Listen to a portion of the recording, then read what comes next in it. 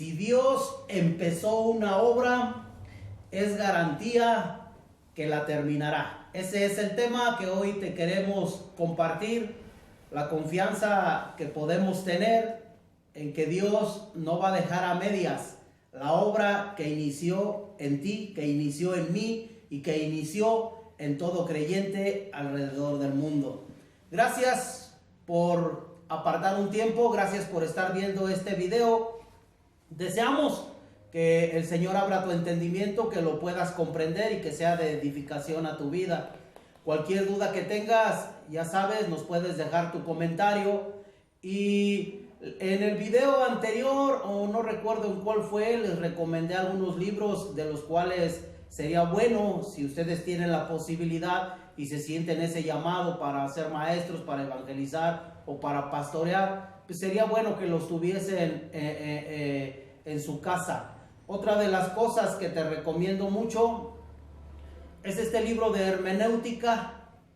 Este libro es muy bueno. Su autor dice aquí Henry Birkler.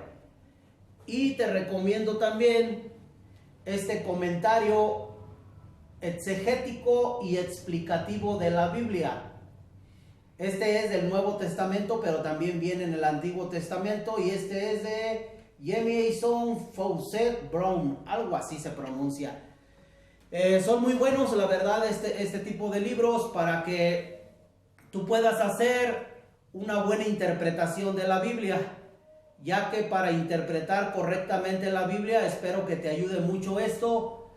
Hay que aprender a hacer la exegesis, y al aprender a hacer la exegesis vamos a comprender la importancia de analizar la canonicidad del libro. Vamos a analizar la crítica histórica, la crítica textual, y entonces sí estamos preparados para hacer una buena exegesis, para no cometer el error de hacer lo que se conoce como eisegesis. Es lo contrario a la exegesis. En la eisegesis, la persona, en vez de extraer o de captar el pensamiento del autor de determinadas cartas, la persona comúnmente dice, cuando no sabe hacer exegesis, dice: yo creo que quiere decir esto, yo creo que aquí quiere decir esto. Y entonces ahí se distorsiona todo el pasaje bíblico, porque ya le estamos agregando nuestro pensamiento, nuestro pensar a lo que contrario a lo que quiso decir el escritor de cierta porción de la Biblia. Por eso es bueno que tú puedas adquirir uno de estos libros, que te va a ayudar demasiado, y se lo recomiendo también a algún pastor que pueda estar viendo este video, porque hoy es lo que predomina. Muchas personas están predicando, no juzgo a nadie, lo único que quiero es ayudar, es ser de bendición. Muchas personas no se toman el tiempo para estudiar a profundidad la palabra, y por eso hay una gran diversidad de doctrinas, porque lo que está predominando en este tiempo es la eisegesis, donde la persona dice: yo creo que quiere decir esto, y es por eso que hay muchos errores en la interpretación bíblica. El pasaje en el que nos vamos a centrar es en el libro de Filipenses capítulo 1, del versículo 1 al 11.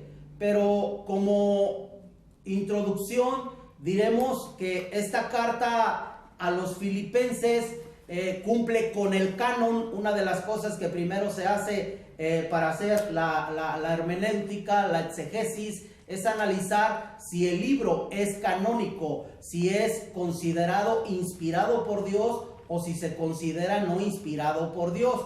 ¿Por qué te digo esto? Lo digo con todo respeto por los católicos. Muchas de las veces a mí me han preguntado: ¿por qué la Biblia de ustedes no tiene los libros que tiene la Biblia católica que nosotros usamos? La respuesta es sencilla. Muchas de las veces le digo: mira, no vamos a entrar en polémica, no se trata de eso, sino que puedas comprender el plan de salvación de Dios para la humanidad. Y la respuesta que les doy, pues es porque algunos libros que vienen en la Biblia católica son muy contradictorios a lo que enseña la Biblia en cuanto al plan de salvación de Dios.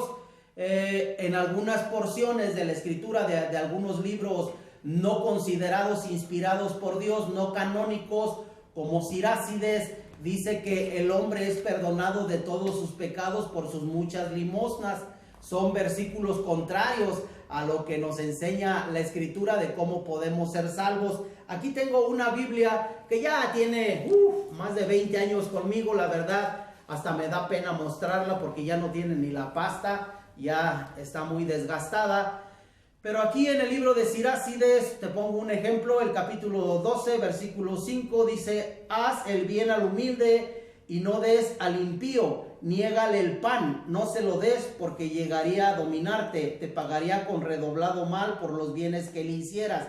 Dice que le neguemos el pan al impío, pero eso es contrario a lo que dijo nuestro Señor Jesucristo, porque nuestro Señor Jesucristo dijo que bendijéramos a aquellas personas que nos ofendían o que en ocasiones nos hacían el mal, y ascuas de fuego íbamos a amontonar en su cabeza. Entonces, por eso muchos de esos versículos son contrarios a lo que enseña nuestro Señor Jesucristo, y es por eso que se consideran no inspirados por Dios, los conocidos como apócrifos. Por eso es necesario que analicemos todos estos puntos para llegar a una buena interpretación de la Biblia. El libro de Filipenses es un libro que se cuenta entre los libros inspirados por Dios, cumple con el canon, y en su crítica histórica podemos decir que tiene un gran respaldo, porque podemos entender cómo inició la iglesia de Filipenses, y eso nos lo dice claramente la escritura allá en el libro de Hechos, cuando nos dice que el apóstol Pablo, te lo voy a relatar de aquí brevemente, en el capítulo 16, versículo 9, dice: y se le mostró a Pablo una visión de noche. Un varón macedonio estaba en pie rogándole y diciéndole: pasa a Macedonia y ayúdanos. Cuando vi la visión, enseguida procuramos partir para Macedonia, dando por cierto que Dios nos llamaba para que les anunciásemos el evangelio.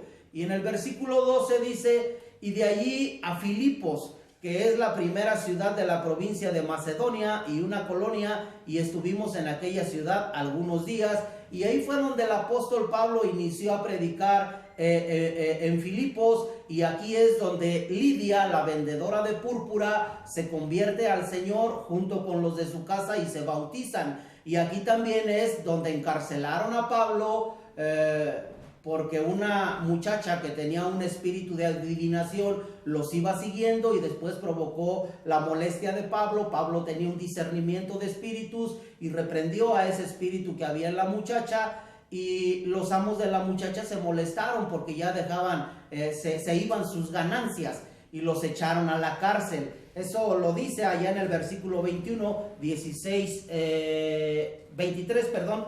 Después de haberlos azotado mucho, los echaron en la cárcel, mandando al carcelero que los guardase con seguridad.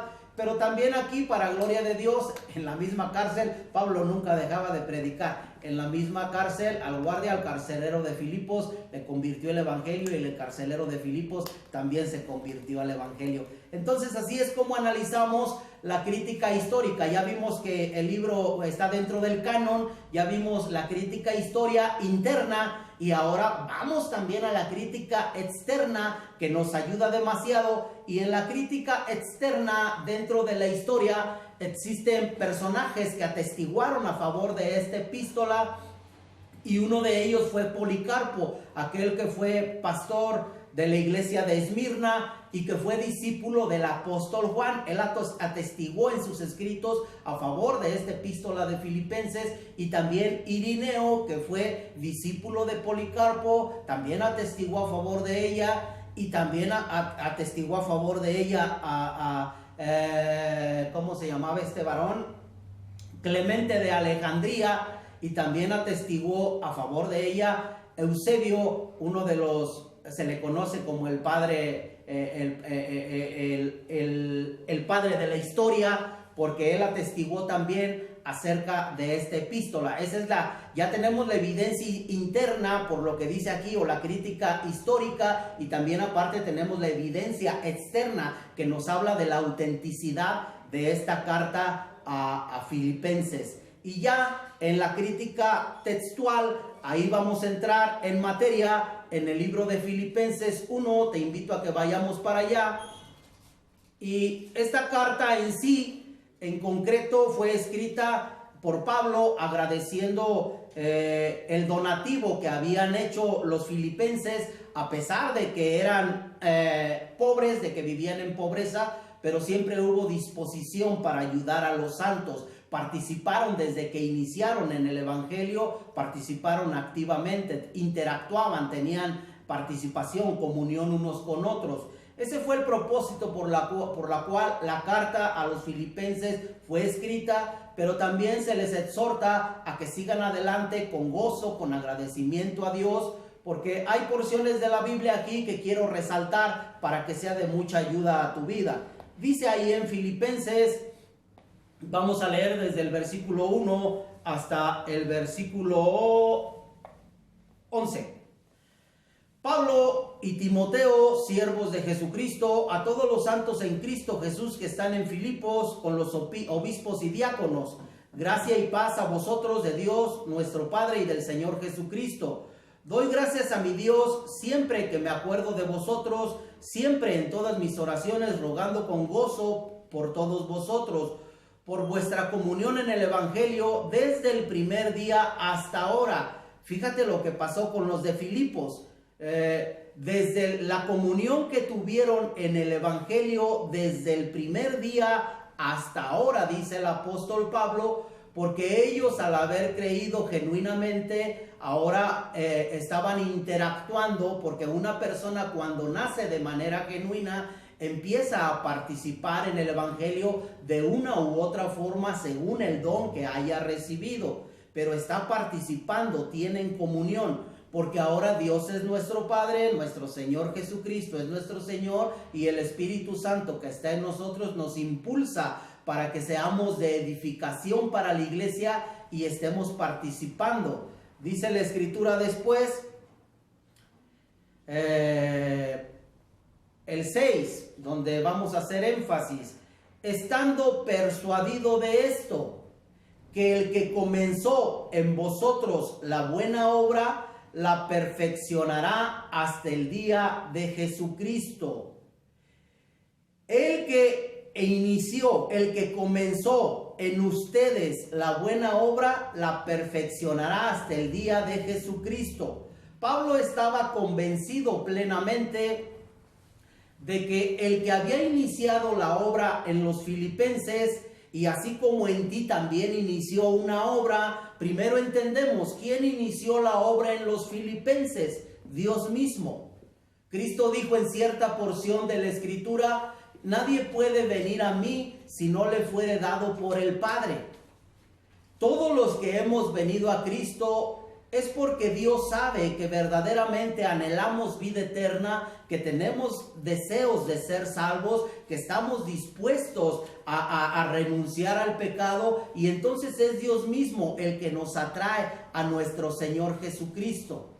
Una persona que no es atraída a Cristo no es porque Dios sea egoísta, sino que Dios sabe en la presencia de Dios, en el conocimiento de Dios, de cosas pasadas, presentes y futuras. Dios sabe, Dios no puede ser engañado. Dios sabe quién tiene una fe genuina y quién no tiene una fe genuina. Entonces es Dios mismo el que inició en la obra en ti, el que inició la obra en los filipenses, y Pablo estaba persuadido de que el Señor iba a perfeccionar esa obra que él mismo había iniciado.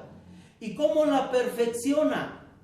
Pues cuando ese creyente ha vuelto a nacer, participa, interactúa, porque cuando leemos la palabra que ahora tenían comunión con el apóstol Pablo, con la iglesia, la palabra comunión es interactuar, es tener parte dentro de. y ellos eran partícipes del evangelio, trabajaban incansablemente. Por eso te expliqué que a pesar de su pobreza, pero ellos estuvieron dispuestos a ayudar, a dar esa ofrenda que pedía el apóstol Pablo.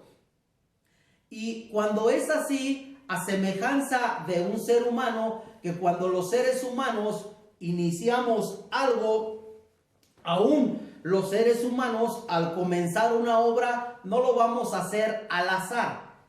Siempre procuramos terminar lo que iniciamos. Con mayor razón Dios va a terminar toda obra que Él inició. Él la va a terminar, Él la va a perfeccionar hasta el día de nuestro Señor Jesucristo. Y aquí entra otra cuestión muy importante. ¿A qué se refiere cuando dice hasta el día de nuestro Señor Jesucristo? Vamos a analizar la escritura.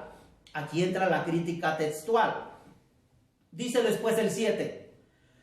Como me es justo sentir esto de todos vosotros, por cuanto os tengo en el corazón y en mis prisiones y en la defensa y confirmación del evangelio, todos vosotros sois participantes conmigo de la gracia.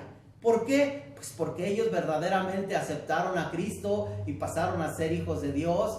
Y cuando está la gracia nos capacita para caminar en obediencia a Dios, para caminar hacia la santidad práctica. La santidad posicional ya la tenemos por la fe en Jesús y ahora caminamos hacia la santidad práctica haciendo obras de justicia con las cuales glorificamos a nuestro Dios. Ese es un genuino creyente. Dice la escritura después. Porque Dios me es testigo de cómo os amo a todos vosotros con el entrañable amor de Jesucristo.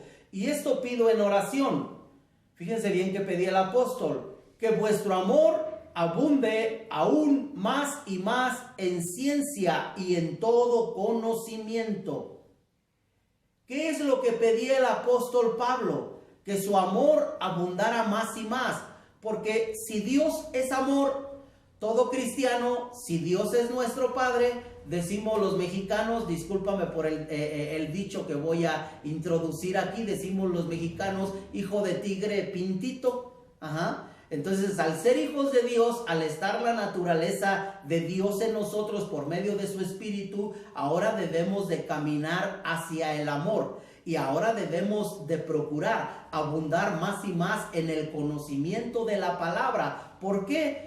Porque te voy a explicar lo que sigue enseguida. Dice, para que aprobéis lo mejor, a fin de que seáis sinceros e irreprensibles para el día de Cristo. Para el día de Cristo.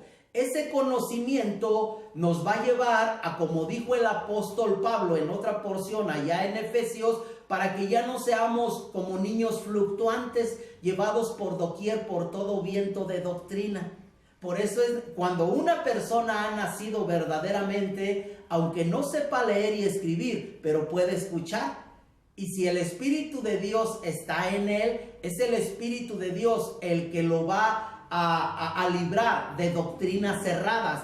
Porque algo de lo que pasaba en la época de Pablo es que los gnósticos habían influenciado ya con sus herejías que iban contrarias a la doctrina ortodoxo cristiana, a la doctrina que se dio desde un inicio por medio de nuestro Señor Jesucristo, y los gnósticos iban muchas veces en contra de esa doctrina ortodoxa cristiana. Por eso el apóstol dentro de su oración pide que el amor en ellos abunde más y más, pero también el conocimiento, para que no caigan fácilmente en el error de los falsos maestros. Y es por eso que en este video te animamos a ti que has vuelto a nacer, a que perseveres en la doctrina, y a ti que eres maestro, que eres evangelista o que eres pastor, te invitamos a que cada día te capacites más y más para que verdaderamente puedas hacer una exegesis correcta y ya no hagas una eisegesis. porque el eisegesis le estás metiendo tus pensamientos a la carta de, vamos a decir en este caso, de Pablo. Yo creo que quiso decir eso, y es ahí donde muchas veces chocamos las diferentes doctrinas. En ocasiones yo trato de corregir al que quiere ser enseñable, pero hay personas que se ponen en un plan difícil, en ocasiones molesto, y en ocasiones digo, está bien, así quédate ya. Si tú consideras que estás bien, así quédate, porque también no voy a estar discutiendo con la gente. Mi deseo es ayudar nada más, porque lo que de gracia recibí, de gracia lo comparto. ¿Y cuál es ese día de nuestro Señor Jesucristo, del cual habla en el versículo 10? Para que aprobéis lo mejor, a fin de que seáis sinceros e irreprensibles para el día de Cristo. Pues ese día de nuestro Señor Jesucristo no lo debemos de confundir. Eso es lo que hacen muchas personas, de confundir el día de Cristo en el día de las recompensas, cuando los creyentes vamos a comparecer ante el tribunal de Cristo, según lo dice 2 Corintios 5:10. Pero muchas personas enseñan a la iglesia o a los que tienen como discípulos que vamos a estar en el juicio del trono blanco. No, Dios nos libre, son dos acontecimientos completamente diferentes. Pero por eso debemos de ser buenos intérpretes de la Escritura, saber separar los acontecimientos. Aquí el día de nuestro Señor Jesucristo se está refiriendo a cuando Cristo venga en el arrebatamiento y estemos con Él en el cielo. Ahí va a ser para recompensa. Se llevan a cabo las bodas del Cordero, pero también están las recompensas para los creyentes. Pero es muy diferente al juicio del trono blanco, porque en el juicio del trono blanco únicamente comparecen los que no fueron hallados en el libro de la vida, los inconversos.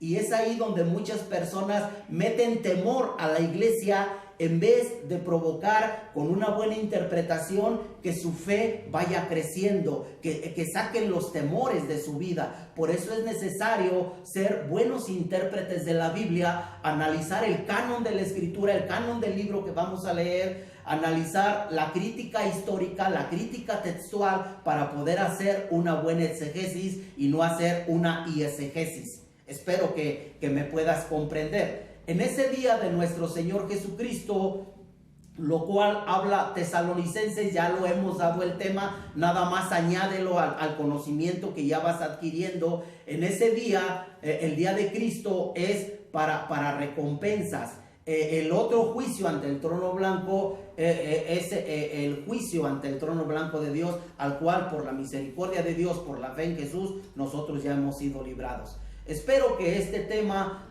el Señor haya tratado contigo, que lo hayas podido comprender y que haya sido de mucha edificación a tu vida. Un abrazo para todos. Cualquier duda, cualquier comentario, estamos a tus órdenes. Bendiciones.